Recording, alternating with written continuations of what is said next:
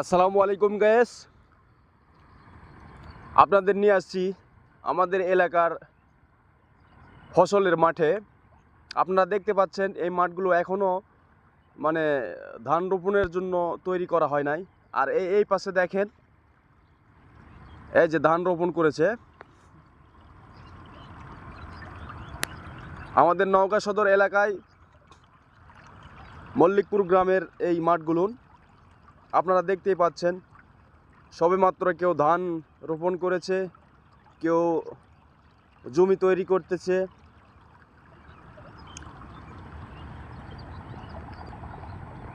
আবার কারো জমি এখনো মনে করেন যে পড়ে আছে।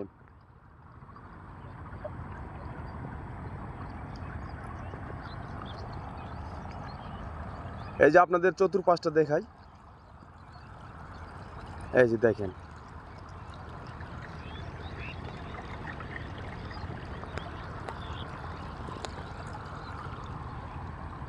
ধন্যবাদ সকলকে।